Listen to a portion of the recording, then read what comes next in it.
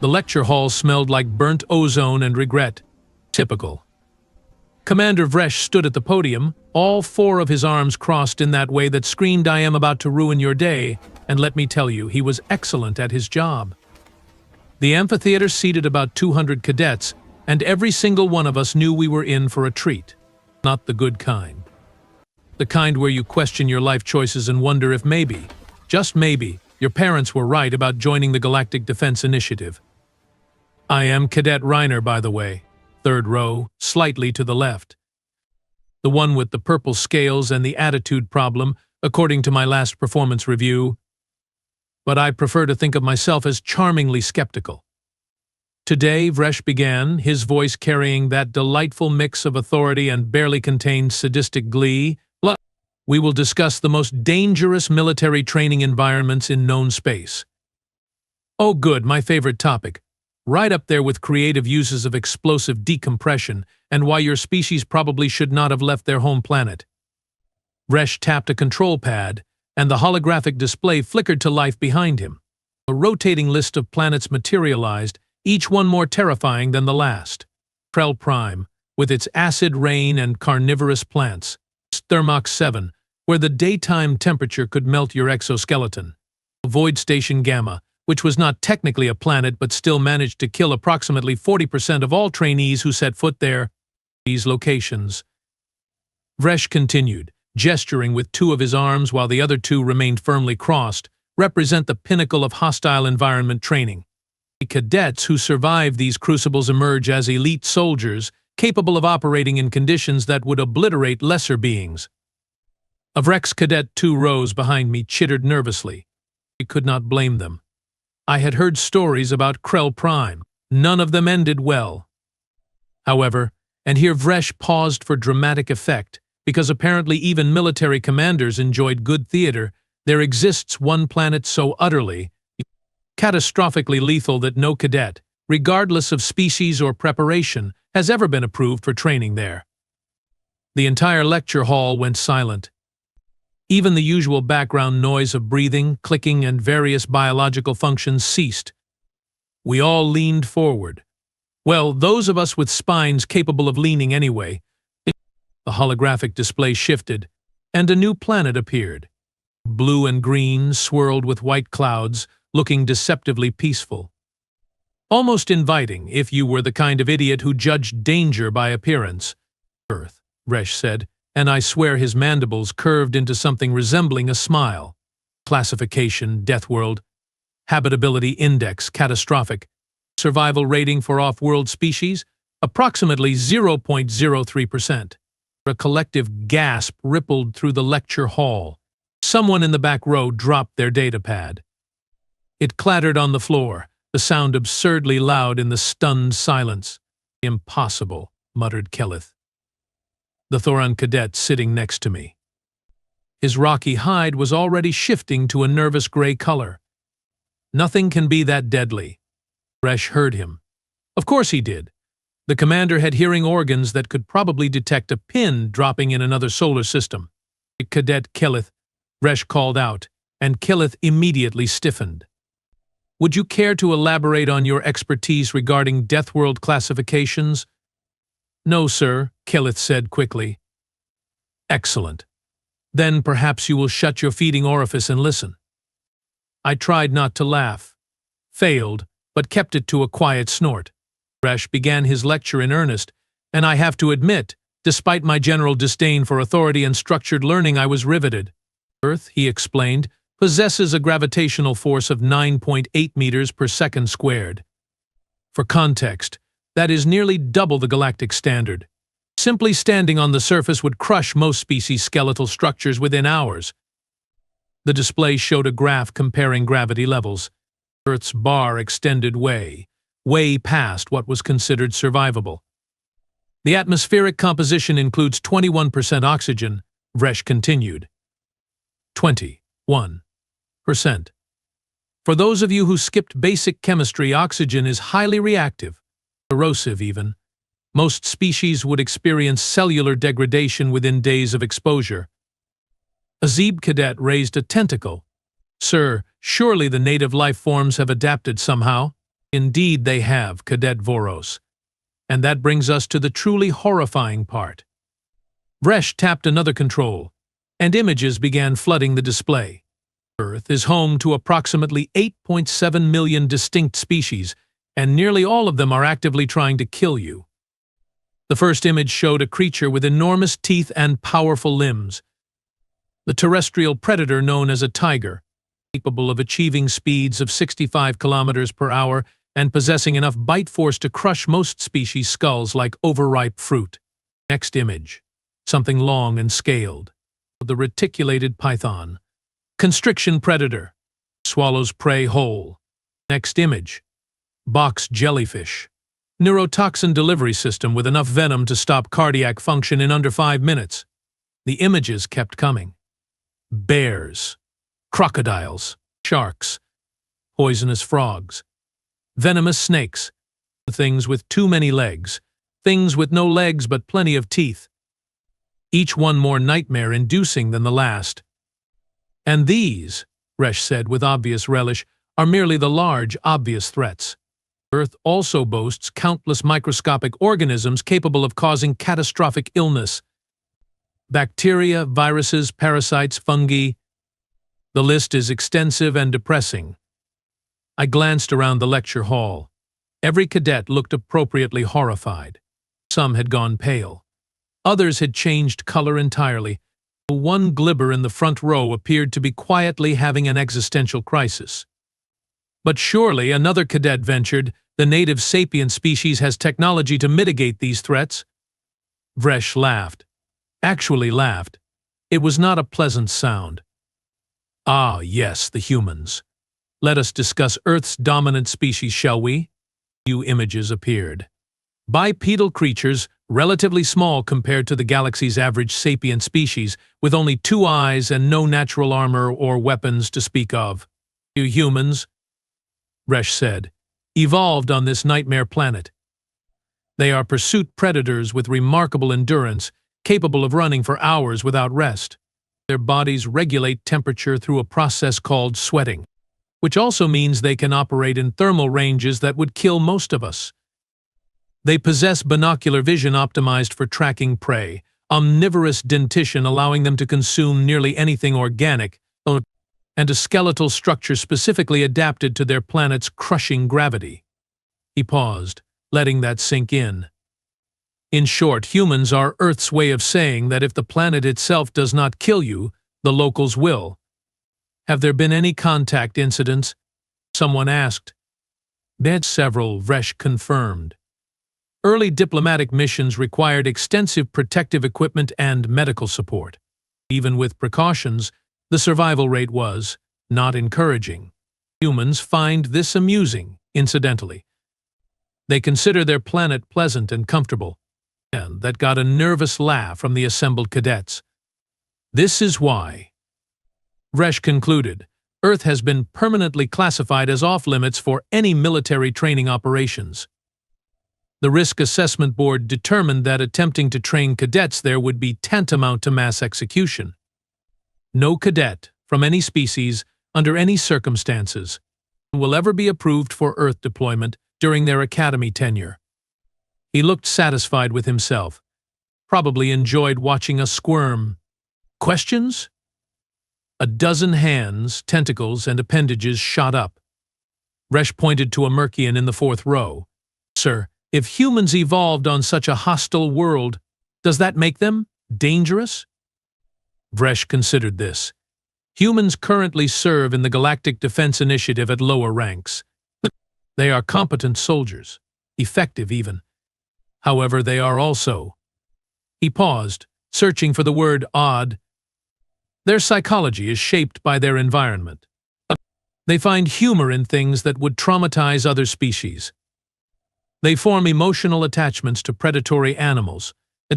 They engage in recreational activities that simulate mortal danger. In summary, they are functional but deeply strange. More questions followed. How did humans survive their own planet? Why had they not left Earth en masse? Were there really creatures called hippopotamuses, and were they truly responsible for more human deaths annually than any other large land animal? Vresh answered each question with increasing exasperation. Meanwhile, I was taking notes, because despite my reputation, I actually cared about passing this class. After about 20 minutes of questions, Vresh held up all 4 arms for silence. Enough. You will have adequate time to study Earth's documentation on your own, assuming any of you possess the morbid curiosity required. For now, we will move on to more practical training scenarios, ones you might actually survive. He tapped his control pad, and the holographic display shifted to show Thermox 7 again. Next week, half of you will deploy to Thermox for desert survival training. The other half will go to Krell Prime for jungle operations.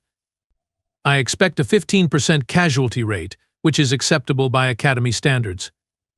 Try not to die in embarrassing ways. Dismissed. The lecture hall erupted into noise as 200 cadets began gathering their belongings and filing toward the exits. Kelleth turned to me, his hide still that worried gray color. "Can you imagine actually going to Earth?" he said. "I would rather face a Krell acid storm." "At least on Earth you would die quickly," I replied. "Probably eaten by something with excellent evolutionary design." "You have a disturbing sense of humor, Reiner." "Thank you. I work hard at it." We joined the flow of cadets heading out. The corridor outside was packed, everyone talking excitedly about the lecture. Apparently, imminent death and creatures that could eat you made for excellent conversation topics. I was halfway to the dormitory wing when I realized I had left my datapad in the lecture hall. Typical.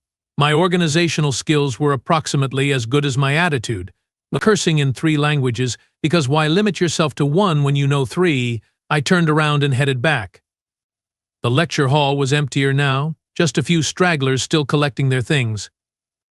I found my datapad under my seat, naturally, because the universe enjoyed making me bend over and search for things.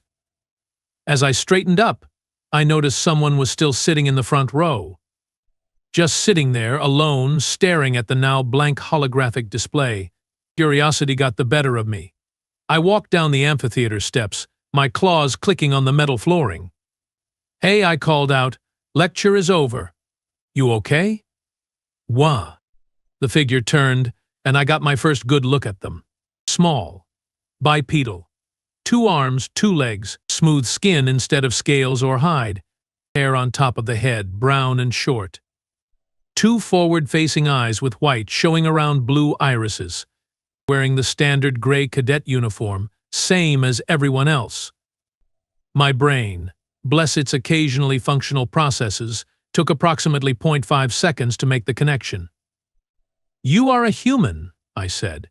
Not my most intelligent observation, but I was processing. "Yep," the human said. "Male, judging by the vocal patterns and facial structure." He smiled, showing flat teeth with slightly pronounced canines. "Name is Marcus. Marcus Webb. And you are?" "Reiner," I managed. "I am Reiner." "Nice to meet you, Reiner." He stood up, and I noticed he moved with an easy grace that suggested either excellent training or natural athleticism. Probably both. "Sorry, did not mean to startle you." "You did not startle me," I lied. "I am simply surprised." "Commander Vresh just spent 40 minutes explaining how your planet is a hellscape that would kill everyone in this academy." And Marcus laughed. Actually laughed. The sound was warm and genuine and somehow made the whole situation more surreal. "Yeah, I caught that lecture. Pretty entertaining, honestly. Though he did exaggerate some parts." "Which parts?" "Well, for starters, tigers are not actually everywhere. You have to go to specific regions. Same with most of the dangerous animals he mentioned. And the whole thing about Earth being too dangerous for training?" He shrugged. "I mean, it is challenging, sure, but calling it unsurvivable is a bit much." I stared at him. This creature, this being from the planet that had just been described as the galaxy's most efficient murder machine, was casually dismissing the entire lecture as exaggerated. "You sat through that entire presentation," I said slowly, "listening to Commander Vresh describe your homeworld as a nightmarish death trap. And you said nothing." "What was I supposed to say?" Marcus replied, still smiling. Hi, sorry to interrupt, but actually Earth is lovely this time of year. You should visit? He had a point. How long have you been at the academy? I asked. 3 months. Got here at the start of this term. And nobody knew you were human? Oh, people knew. The administration knows. The medical staff knows. But I guess word did not spread much. I mean, there are only about 50 humans in the entire Galactic Defense Initiative, and most of us are scattered across different postings. I am the only one currently at the academy. My mind was racing. A human. Here. Training alongside species that, according to Commander Vresh, would die horrible deaths if they ever visited his planet. Okay, I said, trying to organize my thoughts. Okay, so you are from Earth, the Death World. And you are here at the academy, training to be a soldier? That about sums it up, yeah? And you passed the entrance requirements? The physical tests? The survival scenarios? Marcus looked amused. Passed them.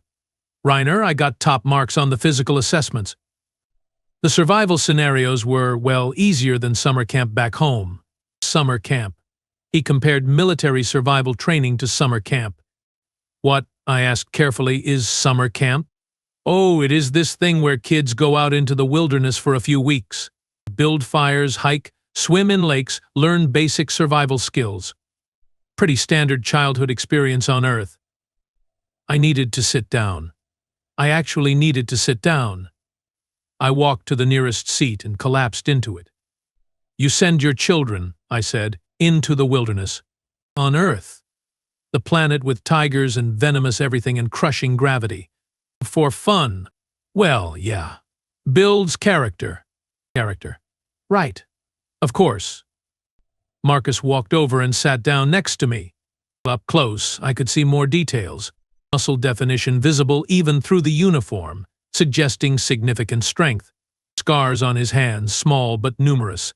Calluses on his palms. This was someone who had worked, trained, fought. Listen, he said, and his tone shifted to something more serious. I get that Earth sounds scary to other species. And yeah, it is dangerous if you are not adapted to it. But for humans, it is home. We grew up there. We evolved there. What seems lethal to you is just Tuesday for us. Commander Vresh said no cadet could survive Earth training, I pointed out. No cadet, Marcus replied with a grin that was probably supposed to be reassuring but came off as slightly predatory, except the ones who are already from there. A fair point. Disturbingly fair point. So what happens next week? I asked.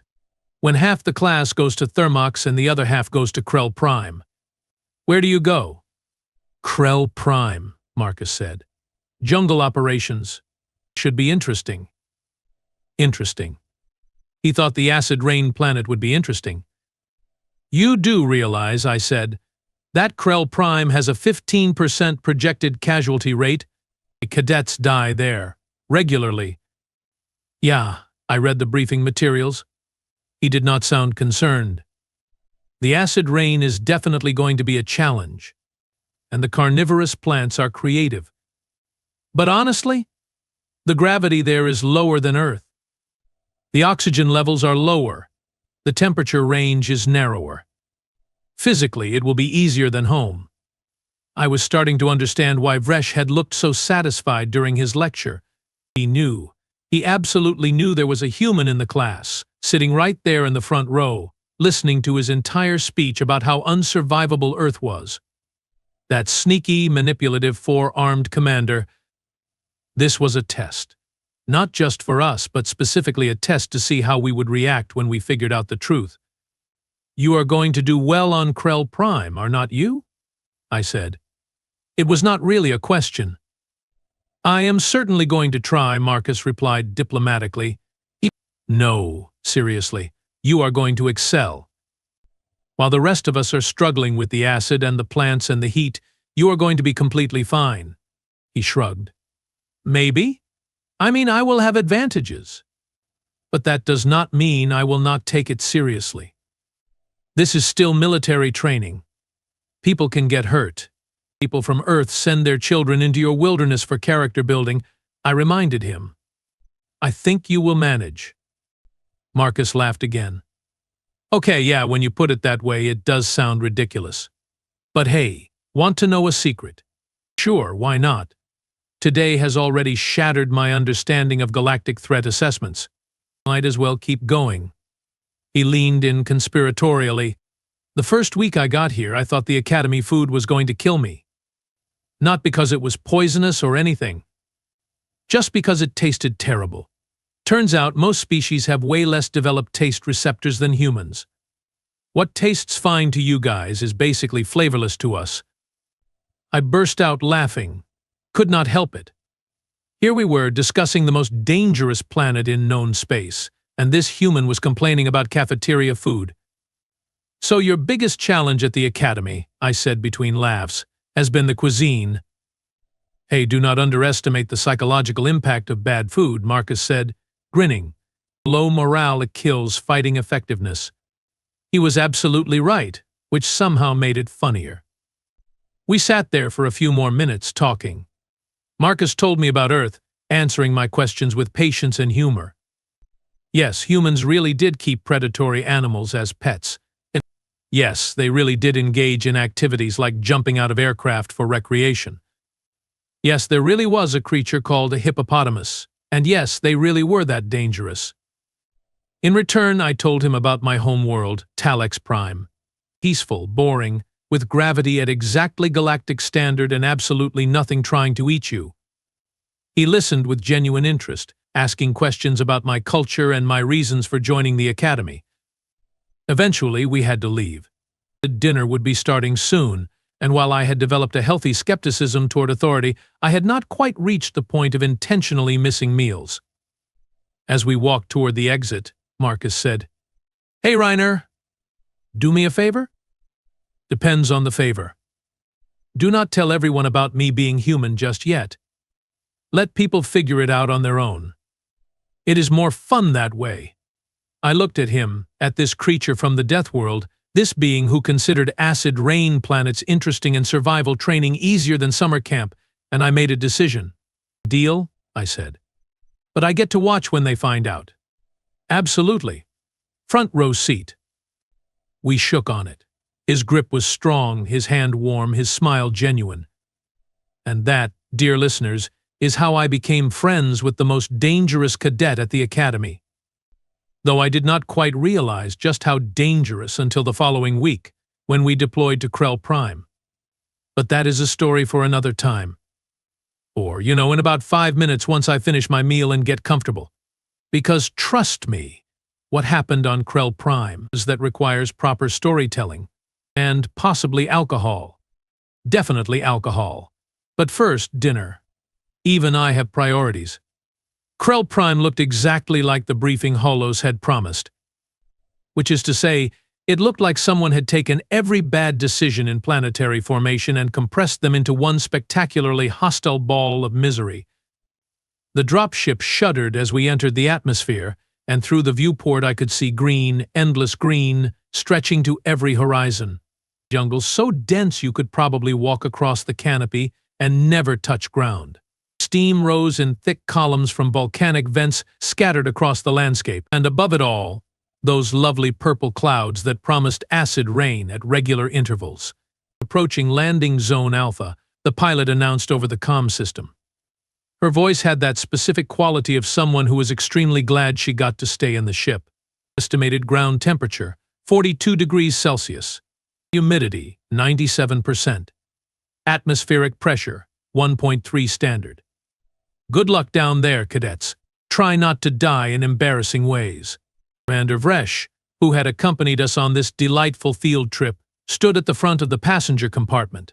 All 4 of his arms gripped overhead supports as the ship bounced through turbulence.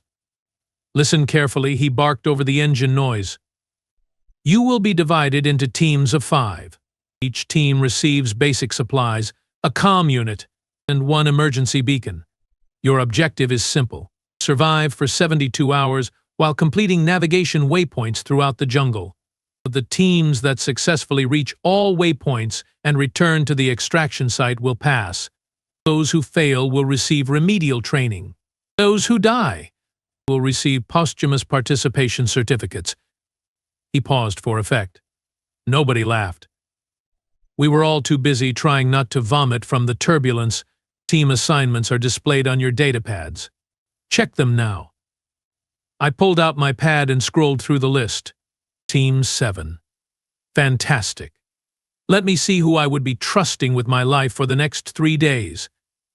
Keleth the Thoran. Made sense. We had been sitting together in lectures. Strong, reliable, but nervous. Sela of Rex. Small, fast, excellent at climbing, also prone to panic, which was less ideal. Grix, a Mercian. Multiple tentacles, good problem solver, terrible at making decisions under pressure. And Marcus Webb, human. Of course. I looked up and caught Marcus's eye across the compartment. He gave me a small wave and a grin. The universal gesture for this is going to be entertaining. The dropship touched down with a bone-jarring thud that rattled my teeth. The rear hatch opened, and a wall of heat and humidity slammed into us like a physical force. The air was thick, heavy, tasted like copper and vegetation and something organic that was probably decomposing. Move out. Vresh shouted. Teams to your designated start points. Go, go, go! We poured out of the dropship like water from a broken container, each team scrambling to their assigned coordinates. The jungle noise hit me next. Screeching, howling, clicking, buzzing. Thousands of creatures making thousands of sounds, all of them vaguely threatening.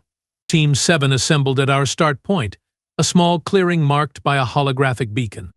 Marcus was already checking the supply pack, his movements efficient and practiced. Okay, I said, trying to sound like I had some idea what I was doing. The first priority is shelter. Second is water purification. Third is planning our route to the waypoints. Agreed? Done. Agreed, Keleth rumbled. His hide had shifted to a darker color, probably trying to blend with the environment. Smart. Sela chittered nervously, her compound eyes scanning the jungle canopy. How long until the acid rain starts? I checked my datapad. Approximately 4 hours. We need to be under cover by then. I can build a shelter, Grix offered. My species has experience with rapid construction using local materials. Do it, I said. Keleth, help Grix. Sela, you and I will scout the immediate area.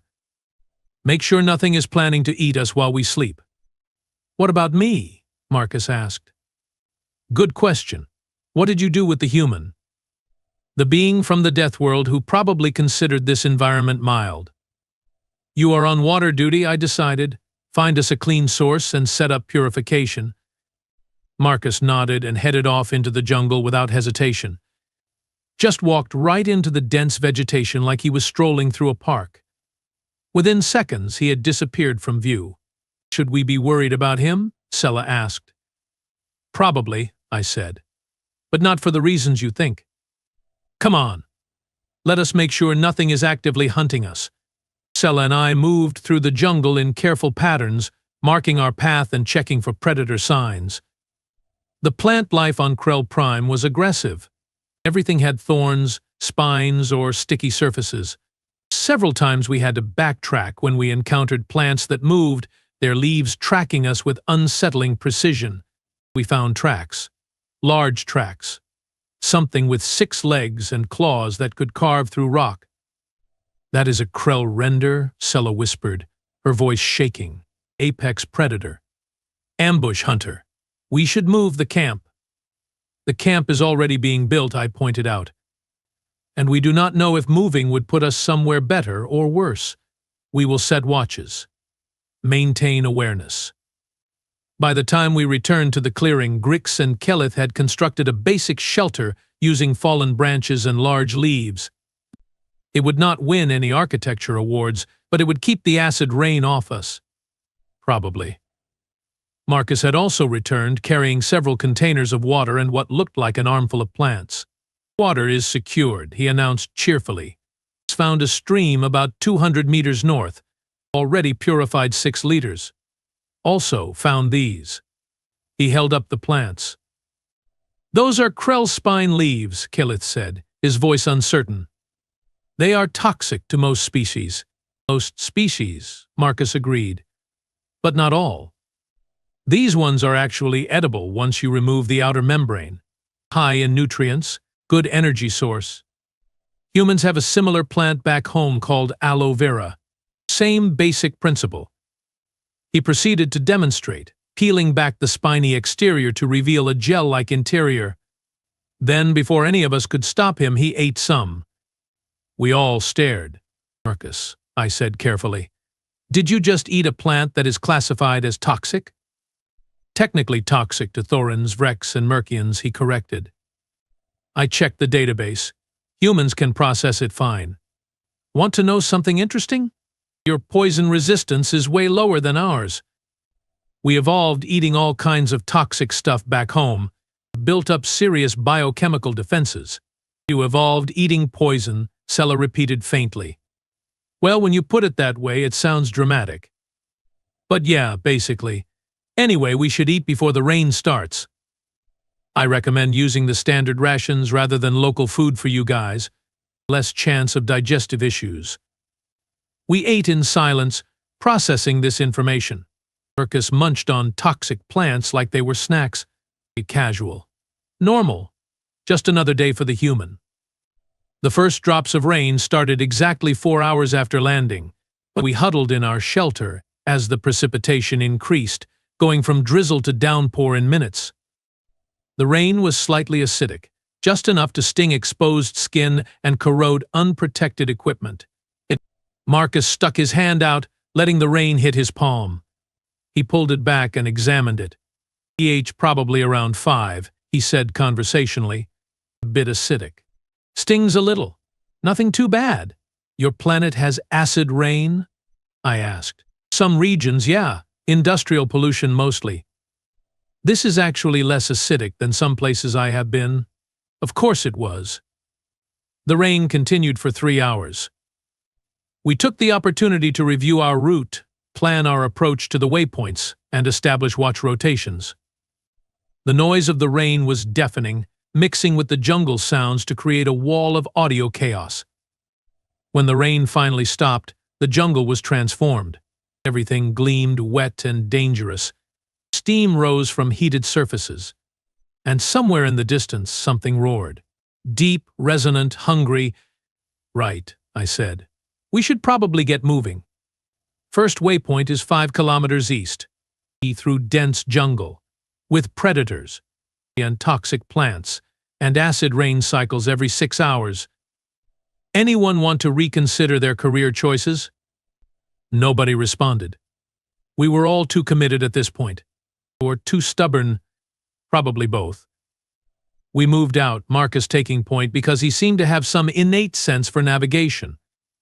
The jungle was exactly as awful as promised. Dense, hot, humid, and filled with things that wanted to kill us. About 2 kilometers in, we encountered our first real threat. The krell render burst from the undergrowth with zero warning, all 6 legs churning, jaws wide enough to swallow Grick's whole. It was massive, easily 3 meters tall at the shoulder, covered in armored plates and muscle. We scattered. Pure survival instinct. Kelleth went left, Grix and Sella went right. I dove behind a fallen log. Marcus did not run. He stood there, perfectly still, watching the render charge toward him. At the last possible second, he moved. Just a slight sidestep, minimal effort, and the render crashed past him into a tree with enough force to shake the canopy. The creature spun, disoriented and angry.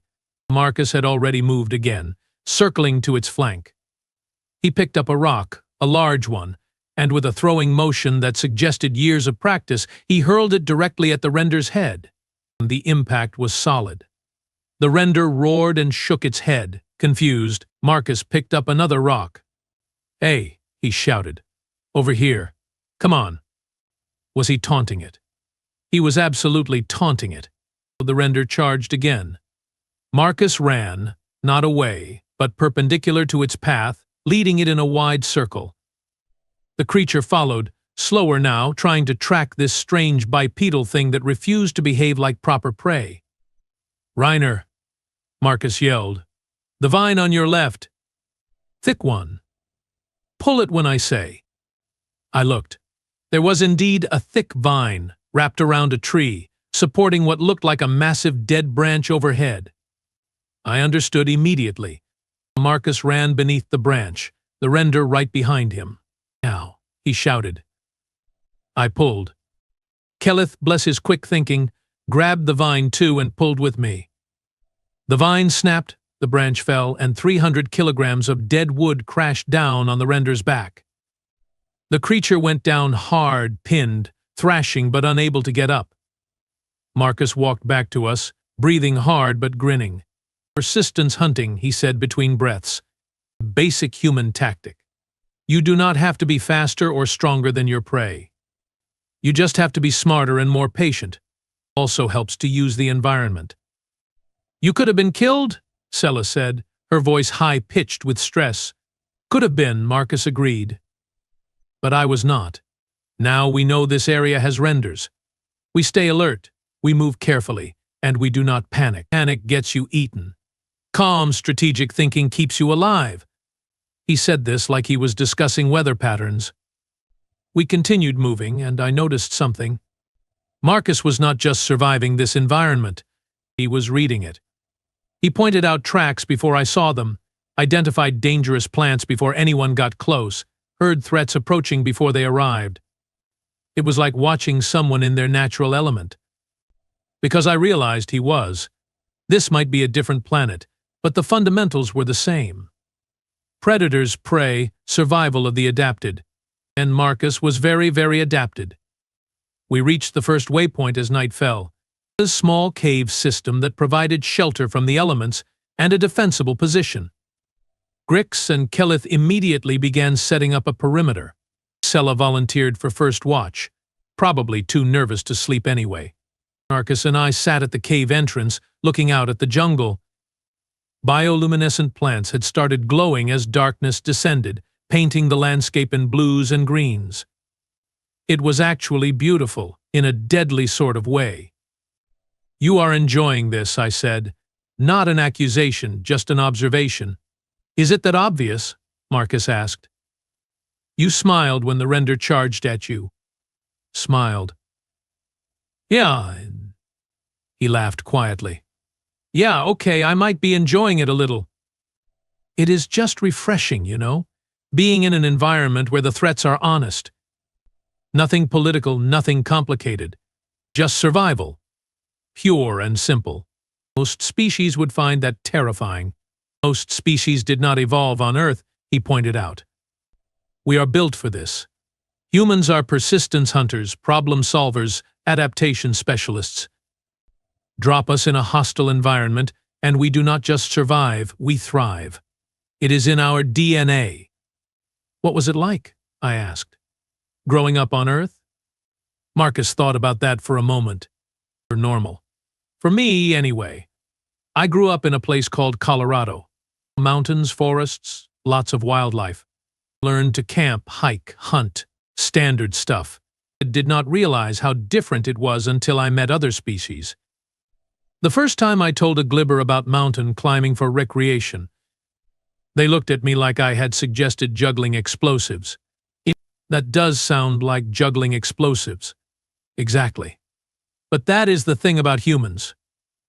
We look at something dangerous and we think, how can I do that safely? Then we develop techniques, equipment, training. We do not avoid danger. We learn to manage it. A sound in the distance. Something large moving through the undergrowth. We both went silent, listening. The sound passed, moving away from our position.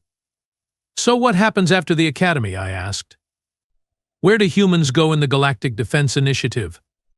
"Wherever they send us," Marcus said. "Though I have heard rumors about a special operations unit forming. All human personnel. For missions that are considered too dangerous for mixed species teams." "That makes sense. Send the Deathworlders to do the Deathworld jobs." "Pretty much. though I think the official term is high-risk environment specialists. Sounds better on the recruitment posters. We sat in comfortable silence for a while, watching the jungle breathe and shift in the darkness. The second acid rain cycle started, softer this time, more mist than precipitation.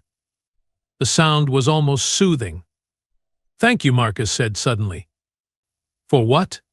"For not treating me like I am fragile or dangerous. A lot of species do one or the other when they find out I am human.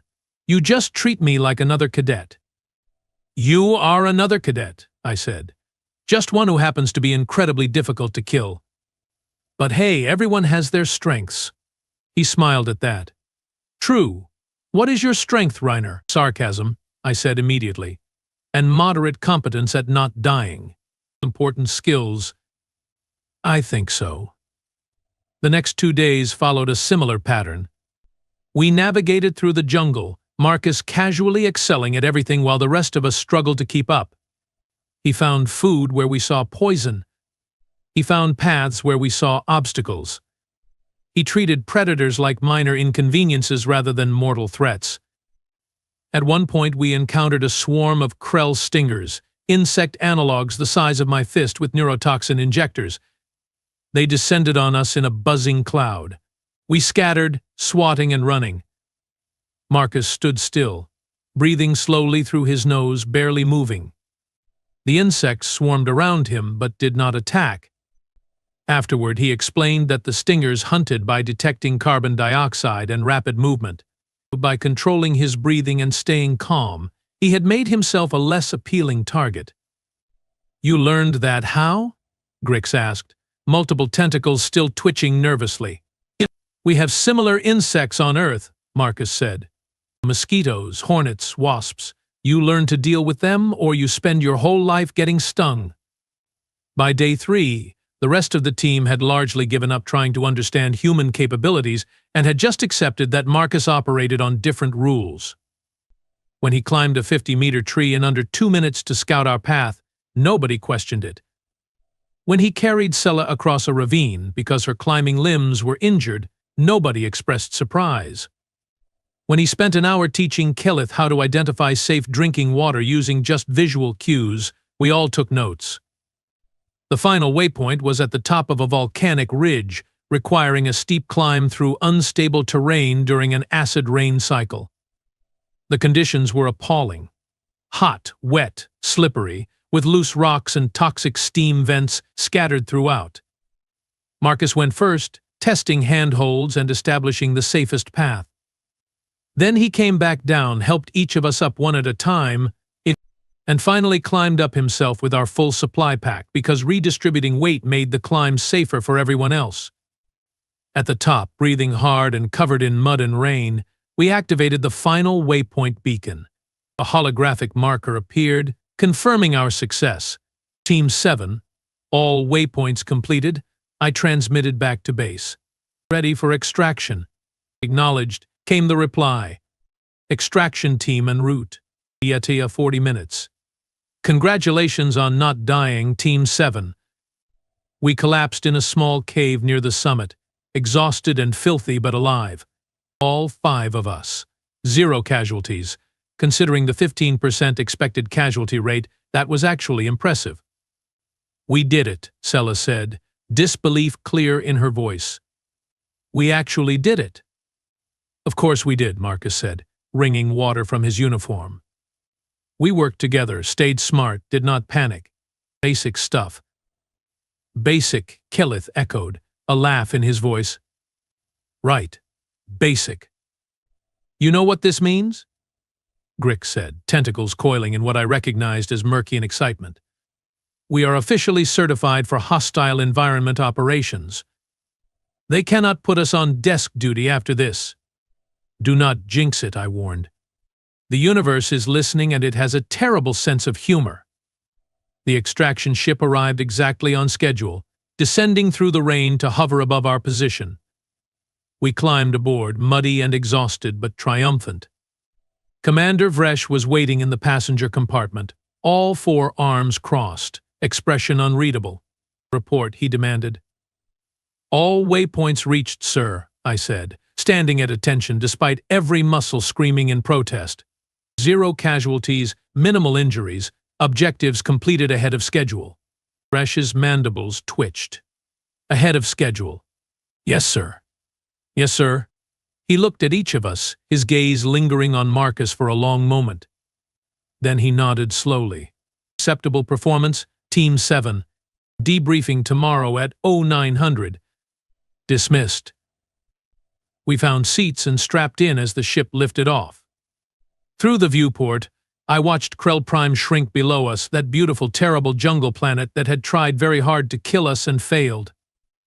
Hey, Reiner, Marcus said quietly. Remember our deal? About people figuring out I am human on their own? Yeah. I think word might spread after this. I looked around the passenger compartment. Other teams were boarding now, and I could see the differences. Injured cadets. Exhausted faces. One team was short 2 members, and nobody was talking about where they went. And then there was Team 7. Tired, sure. Dirty, absolutely. But whole. Functional. Successful. Yeah, I agreed. I think you might be right. Marcus grinned. Good. Let them figure it out. Let them wonder how the team with the human not only survived but excelled. Maybe they will stop thinking of Earth as just a death world and start thinking about what kind of people a death world produces. Terrifying people, I said. Capable people, he corrected. There is a difference. Maybe there was. Or maybe they were the same thing, just viewed from different angles. The ship broke atmosphere, leaving Krell Prime behind. Above us, the stars appeared, brilliant and endless. Somewhere out there was Earth, the planet that had been declared too dangerous for training. The world that produced beings like Marcus, who looked at acid rain and apex predators and said, well, this is interesting. I had spent my whole life thinking of space as the frontier, the dangerous unknown where only the brave ventured. But maybe I had it backward. Maybe the real frontier was not space at all. Maybe it was Earth. And maybe, just maybe, humans were not the ones who needed to be careful when they left their planet. Maybe we were the ones who needed to be careful about what happened when they left. Because if Marcus Webb was average, if this was normal human capability, then the galaxy had seriously underestimated what Deathworlders could do. And that thought, that realization, was both terrifying and exciting in equal measure.